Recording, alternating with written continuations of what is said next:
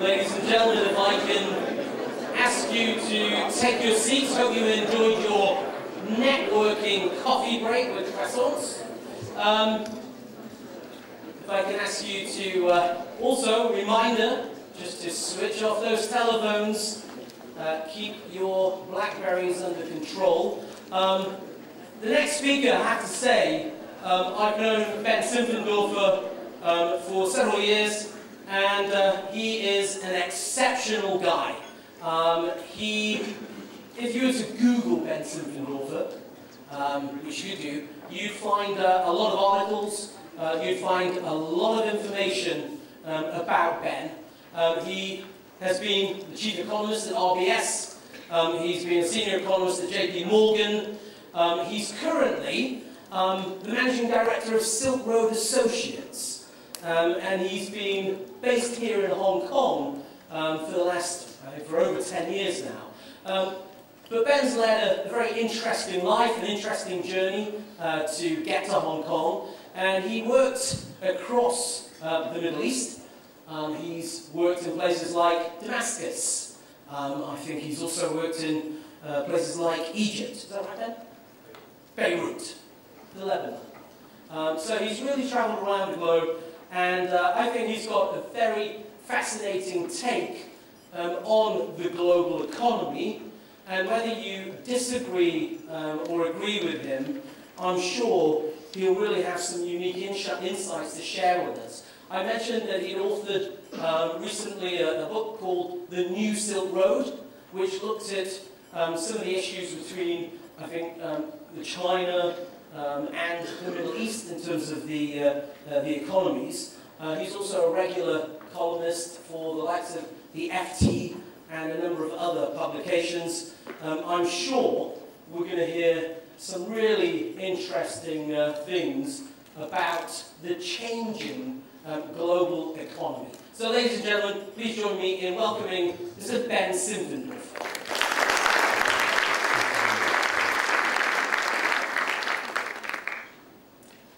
You're always very generous with your introductions. Thank you very much. Well, my presentation up here, I assume. Can I say this? Our firm employs primarily trained economists. We don't trust economists, particularly after the events of recent years. Our philosophy is field research is critical. We have to ask questions.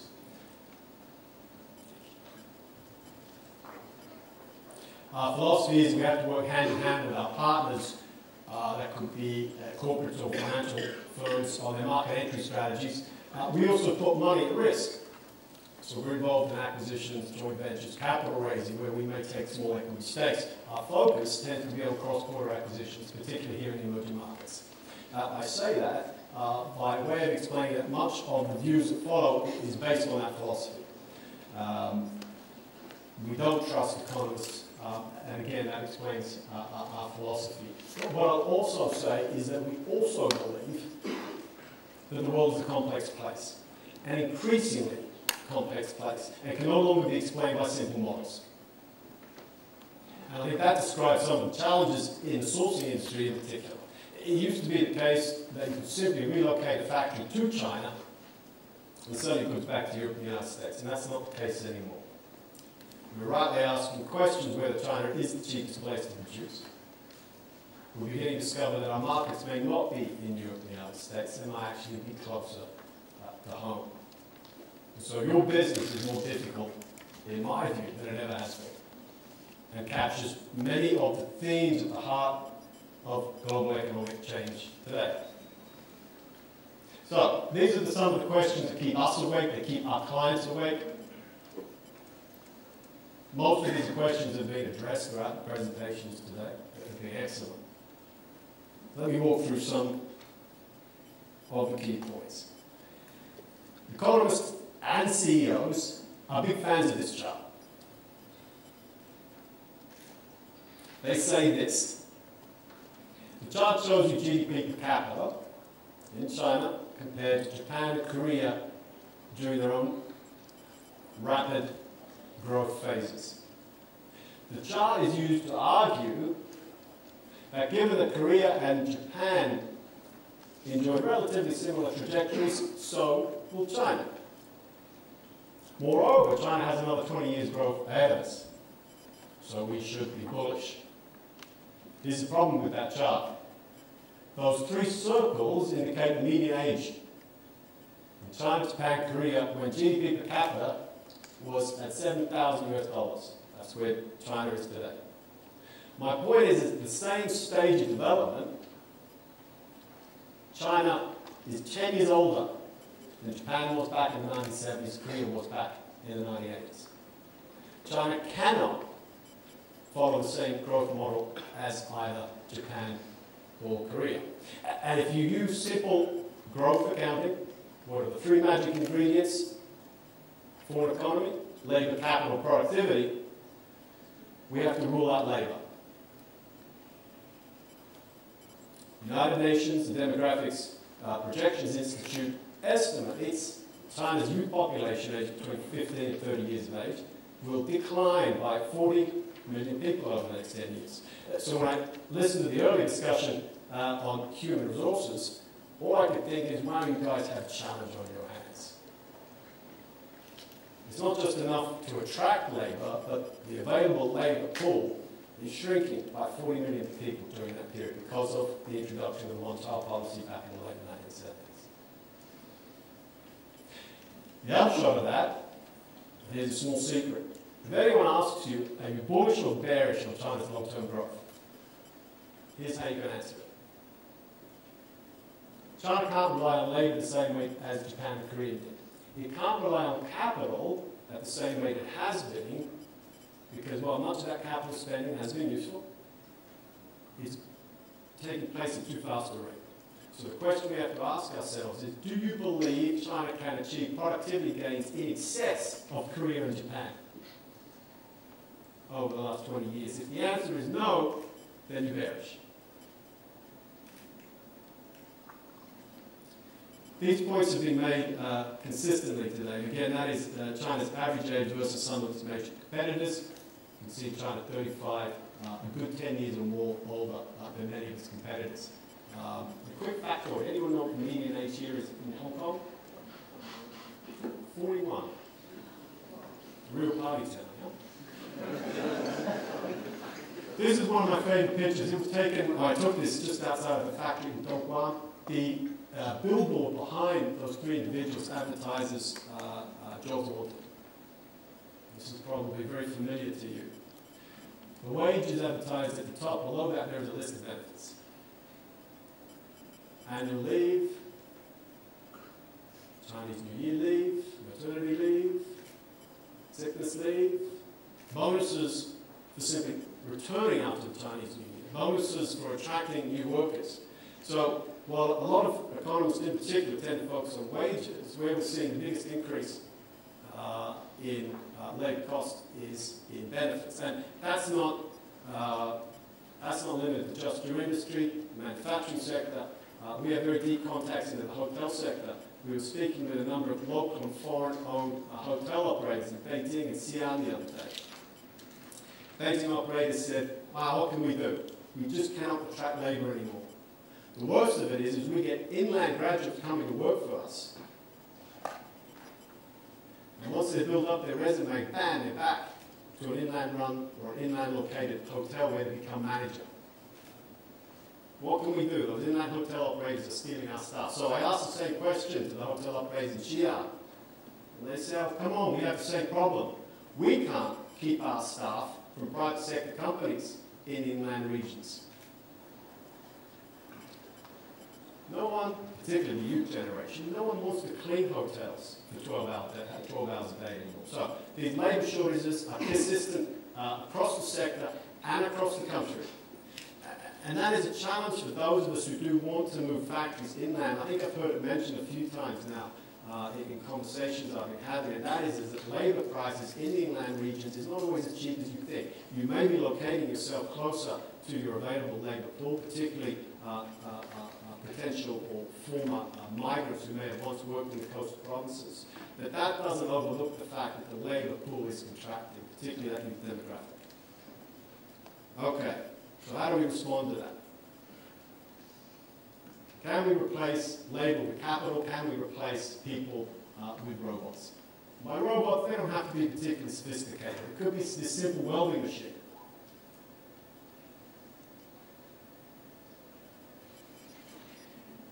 Our experiences and the experience of our clients, and may not be consistent across everyone, is that robots don't necessarily save time. They don't necessarily save cost. Where they do save money is in particular in quality assurance. The ability to download data from the labor to understand what your weld looks like is one way for manufacturers to guarantee their quality assurance. It's another way to prevent wastage, or at least to be able to produce goods at a level that are within the tolerance of your buyers. So the attractions to replacing people with robots are there, but they're not always compelling to our manufacturers, because they don't tick off all three boxes. The other challenge for our manufacturers is how do they fund the acquisition of capital? This chart shows you the share of medium long-term lending by state banks as a share of total lending. Okay, so medium-term loans account for an increasing share of total loans over the last decade. You guarantee this money is not being lent to the private sector, it is definitely not being lent to SMEs. What that is consistent with is an economy that is increasingly heavy industrial-led, whether the auto or the construction sector, an economy that responds through to policy stimulus by state banks lending to state-owned companies. We have seen the rapid growth of the shadow banking sector over the last few years. We've spoken with a number of shadow banks in Dongguan, Guangzhou. I can also guarantee you they are not lending to the private sector. They are not lending to SMEs. At rates of up to 5 percentage points a month, no one can fund capital equipment at that rate. Most of that money is going into the property sector. And so labor will remain an issue for most of us. It does open the door, though, to strategies for those of us that feel we have a strong relationship with some of our buyers. Maybe we can step in to provide them or inject some cash into their business to allow them to replace people with robots. Maybe that is one strategy we could adopt to maintain a competitive advantage over some of our competitors. Economies of scale. Where is the next China? I was told earlier that if I really want to grip you, I should have an answer to this question. I don't. And this is why. This chart shows you China's exports are around about 2 trillion relative to exports from the rest of emerging Asia. Also about 2 trillion. Each of those circles gives you a rough indication of the exports to any individual or any single country. The reality is this: the next China is the rest of the region, which means that you're dealing with 12 different custom zones, 12 different currencies, 12 different regulators. The next China is the rest of the region, and it's a real headache. And again, this echoes some of the stories I've been hearing today about buyers that have been looking for alternatives to China and had to come back because of capacity constraints. You look at some of the commonly touted countries, or some of the countries commonly touted as alternative to China. You can see Vietnam there, just a small fraction of China. Laos and Cambodia are barely visible. The same is repeated when we look at port or container port capacity. Perhaps, in fact, the differences there are even more pronounced. China and adding Hong Kong, the blue dots are significantly, or have significantly greater capacity than any of their competitors. Vietnam and India are two good examples there. I know it was mentioned earlier, one of the biggest challenges, or one of the biggest costs for retailers in particular, is the last 15 years. the risks that you're left with unsold inventory. And when you're trying to export from countries with very limited port capacity, to cushion against that risk, of course, we need to have or hold higher inventories. And those last 50 meters becomes even more critical. Even more critical at a time when global demand is very uncertain. We're not sure how the consumer will perform quarter to quarter, raising even risk or even greater risks of unsold stock.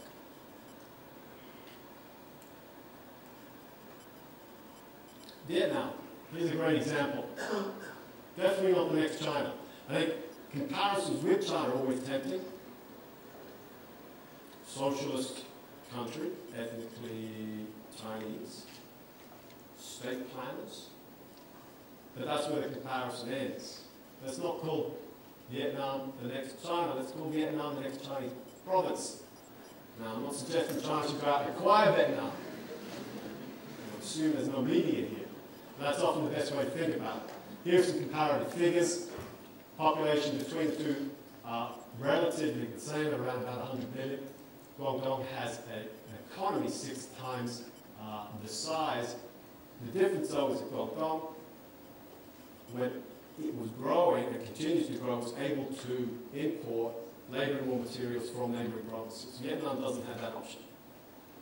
So capacity constraints will emerge very quickly. It would be a surprise to see labor costs rise very rapidly, in spite of what appears to be a large population, larger than most European countries, but still small relative to the labor supply that Guangdong had access to for much of its product period. Where we may see some development, however, is in North Vietnam, the area that's highlighted with circled there. We are, in fact, we were doing some field research there just a week ago. We are seeing in the textile sector, certainly there's some growth along that northern border. Custom delays have apparently dropped from 2 to half a day, 2 days to half a day. That said, there are still bottlenecks on the North Vietnamese side. One of the other challenges is much of the raw material, at least parts and components, are still imported from southern China. Nonetheless, there is some infrastructure spending going in place. The port in Haiphong, for instance, already at 75% capacity. Construction of second deep-water port is taking place. That will double, or is worth at least twice the capacity of Haiphong. 8-lane freeway being put in between the ports and Hanoi. So there is some potential, at least for Vietnam to become an issue player. Here's a word of caution, though. Vietnam has effectively devolved power to many of its provinces.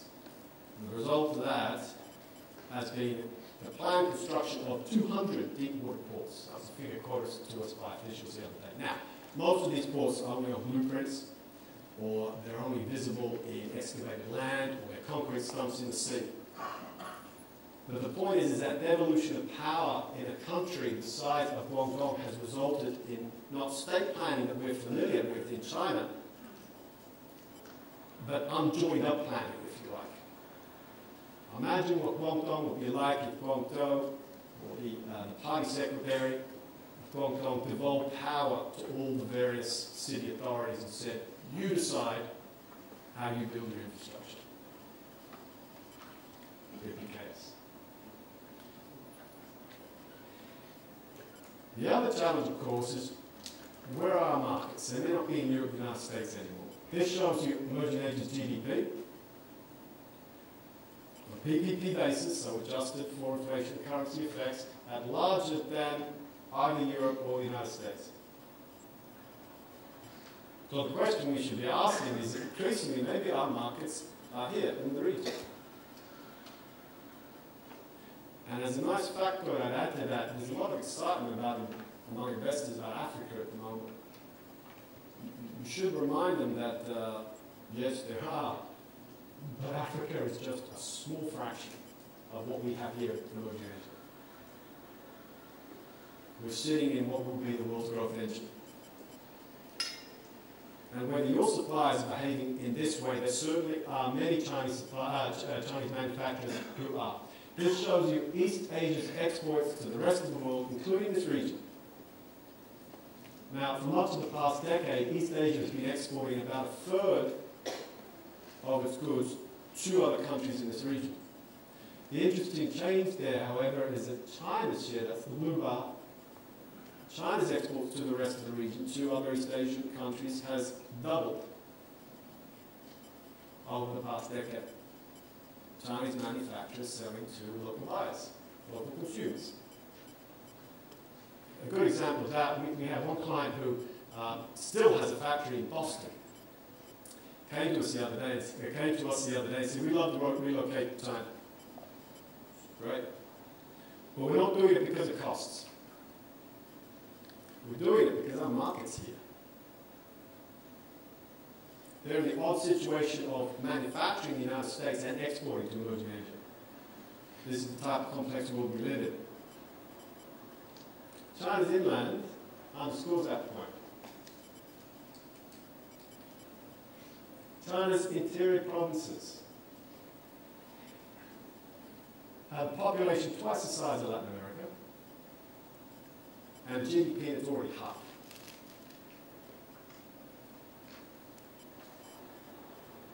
Population the same size as Africa, and a GDP that's twice that value. Some of our manufacturers will be saying,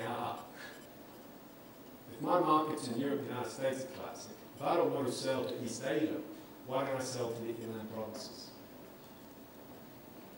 In my view, much of what determines the next century in the global economy will be driven by whether China can successfully manage the rise of these inland provinces. These are huge regional blocks that enjoy customs and fiscal union. Enormous potential here.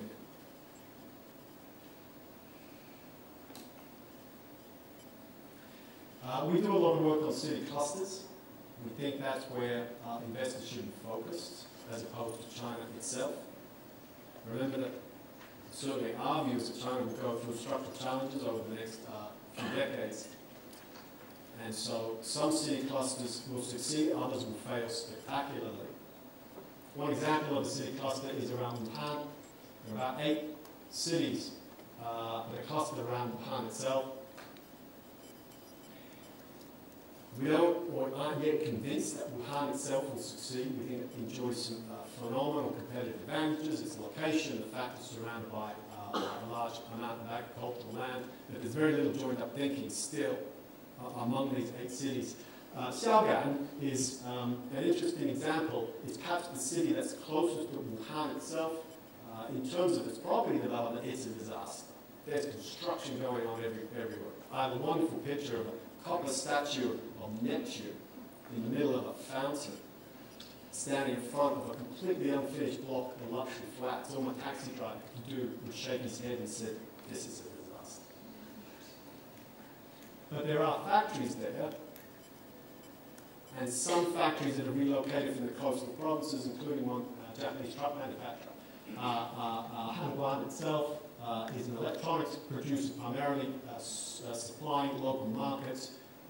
The local government appears to have got excited about this fact, is building out a technology park. So we do see selective opportunities. For the optimists, the fact that there is the high-speed train now running between Wuhan and Guangzhou, it also appears to have supported this process. We've called this train a number of times. We've always been suspicious about the high-speed rail project. It's always been 95% full. And whenever we talk to anyone on the train, they're always entrepreneurs. Either from Pearl River Delta setting up factories in the interior provinces, particularly around Wuhan, or agents from Wuhan itself looking to go back to the Pearl River Delta to sell their goods. So we have mixed views on the inland provinces. We think there is great opportunity. The risk, of course, though, is that most manufacturers will be selling for local demand rather than for export. And if they're selling for local demand, then that raises the issues of the quality and their price sensitivity. Price sensitivity is particularly important. You know, I found it interesting that a number of people here have said one of the challenges of moving inland is you're captive. all of a sudden your supplier says, hey, I don't have any competition, maybe I don't have to lower prices as fast as I can. It's an interesting statement because it often it sits at odds with the experience of many other Chinese manufacturers and buyers. This is a great example. This is a YouTube clip I came across the other day. It shows two individuals from Yiwu. They are being interviewed by a local TV reporter because these guys have sponsored what is a Shia market or religious procession in the middle of Iraq's hinterland. There is a big black banner at the start of the procession that says, sponsored by the People's Republic of China. This is a part of the country that most of us, within a week, would either be killed or kidnapped. So here's the question I have to ask myself, and I see this story repeated again and again. Why would two Chinese nationals from one of the world's largest and fastest growing countries say, you know what, I can't make money in China, I've got to go to Iraq? And you see this again and again. Another wonderful example is a Pakistani, a Chinese supplier of the white canvas martial arts shoes. He has become what he's now known as Pakistan's martial art Kung Fu King, based out of Karachi. He originally, when he graduated, tried to set up a sports store in Hefei. Couldn't make any money. Too competitive. Just said, forget this. The only way I can earn a living is go to Pakistan. So, as I said, there's this tension at work here where China's inland provinces have enormous opportunity and yet at the same time are very competitive, enough to drive individuals, entrepreneurs out of the country to places like Iran, Iraq and Pakistan. That sits at odds with your experience. It's something that I would like to speak about more in time and resolve.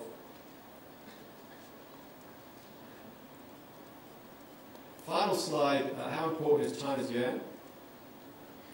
We have seen significant appreciation over the last, well, since 2005.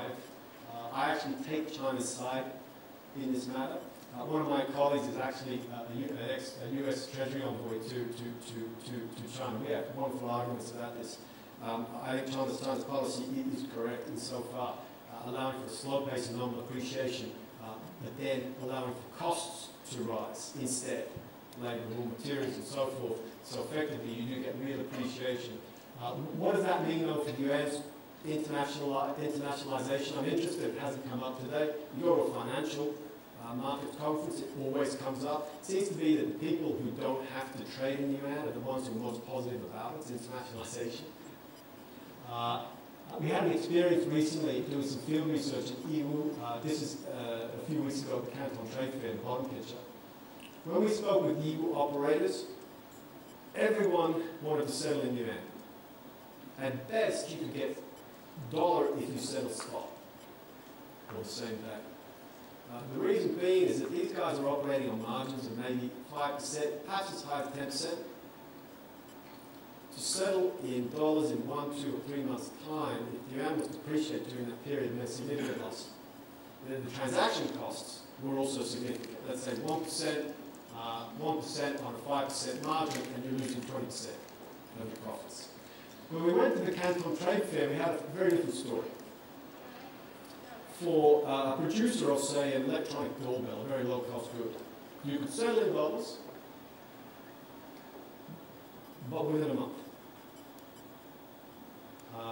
For a bread mixer, you could settle in dollars in 3 months.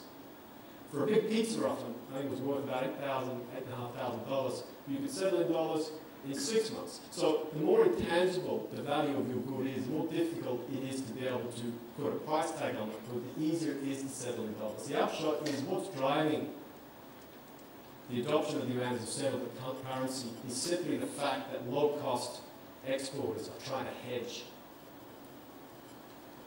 against appreciation of the yuan against the dollar. And I don't think that's a particularly strong driver of the currency's internationalization. So I leave you with this. A lot of the figures that get talked about today are a few percentage points in terms of cost savings and so forth. I think some of your biggest challenges over the next decade are more structural than that. Oil prices. What if China retains its export manufacturing capacity? What if it doesn't export jobs to the rest of the world, in particular the Middle East? How does a country like Egypt generate job growth if it can't compete with China? And what does that mean for social stability in the region? What does that mean for oil prices? And then what does that mean to your raw material costs? Second question is trade barriers. We are in a world of labour shortages, or we're in a region of labour shortages. There are regions that suffer from labour oversupply. Egypt, Spain. The natural response to that over time would be higher trade barriers. So you can save a percent on your margins through the introduction of lean management.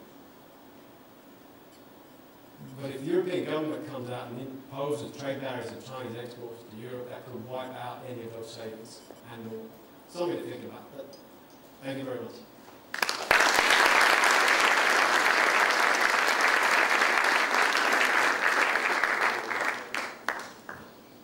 Ben, fantastic. Again, thank you so much for your insights. It's always very interesting to hear what you've got to say, because of course you have got a lot of different views and opinions on the market. Last week I was reading, I think, the opinion piece in the South China Morning Post. You had an article in the South China Morning Post talking up the Middle East, talking up this movement, and you kind of touched on it with your Iraq story. But can you elaborate a little bit more about this corridor that potentially you see between China and the Middle East, and are we going to see a lot more, in terms of cheaper manufacturing moving to Damascus, Cairo, Beirut? I would have said before the revolution, I thought Egypt was a great location. Yeah, so did a lot of people. Yeah, and look, free trade agreements with Africa, with Europe, the introduction of a ferry service with Europe that would allow you to put the back end of the trailer on a ferry and then link it up with a European cab. There were some really fantastic changes there. It's obviously more challenging now. I think what will be the kicker here is oil prices to some extent, but it will be trade barriers. And in fact, I would argue to American and European policymakers, they need to use trade barriers. If they're really worried about China's retention of global manufacturing capacity, they need to use trade barriers to redirect that to other countries. So offer preferential trade agreements with countries such as Egypt and Pakistan would be another example. But I think it will take, clearly there is no way Egypt can match China in terms of competitiveness, except in a situation where trade barriers start to rise. So you a bull or a bear? Pragmatic. You sometimes change, right? Sometimes you're like bearish. I'm more bearish than bullish. You're more bearish than bullish. Okay. I would find city clusters that are really really going for it, and that's where I invest. Right. But I would also say sometimes the best opportunity to make money are in bearish periods. So obviously your money's on Shaogan then. Maybe not. Ladies and gentlemen, any questions, any comments? Can we challenge Mr. Simpfendorfer? Do we agree with him? Or maybe we disagree with him? Job van Eldik from USG Asia. You give us a lot of things to think about. There's a lot of stuff going through my head. But you touched on Vietnam, comparing it with Guangdong. You did a lot of field research there. I haven't been to Vietnam for a while, so my question is, of course, I do hear stories about Vietnam that it is going in the same direction as China, where labor shortages are coming up, people are not willing to work in factories anymore, and wages are going up as well. Is that true? What is your experience on that? It is our experience. I mean, wages are half the price, so they have a long way to go. But it is our experience. I mean, the country hiked its minimum wage recently, although that's a trend we see across the region. So it's certainly a risk. But, you know, to me, the biggest issue is capacity. Vietnam's textile exports, apparel and footwear exports last year were 14 billion. China's were 164 billion. So, you know, Vietnam, I think, is a niche player. I think certain factories will do well. I think others will struggle. And to be honest, that's consistent with what we hear. It's a little bit maddening. You'll have one client who will say Vietnam is the solution. The other client will say, you're joking, right? So I really think the country's a niche player. It really depends on what you're producing and the depth of your relationships in the country. Thanks, Ben. Any other comments or questions? Gil? Roger from Lava Group. You mentioned in your presentation that SMEs had more and more trouble having access to financing. That's something I've been seeing myself. What do you think is that going to do? Because there's one thing, they won't be able to upgrade their production equipment, that's one point. But I'm more worried by the fact that they're not able to maintain anymore. And so how do you see long-term these SMEs in terms of being able to produce?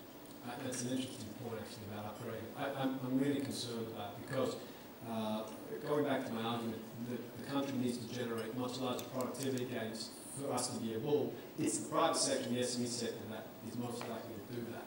So the real question is, will this incoming leadership support the private sector and SMEs in particular?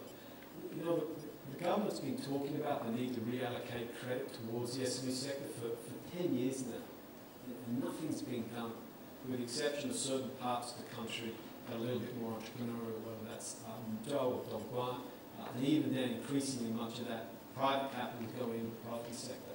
I don't see signs of it yet, and that really bothers me because I don't know how these SMEs upgrade.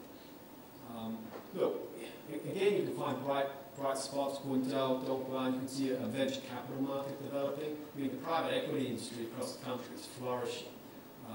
You get investor clubs, maybe people who've made their money out of coal and property, identifying specific opportunities across the country and funding those opportunities. So not private equity, perhaps in the classic sense that they only have a single investment. But this is small change.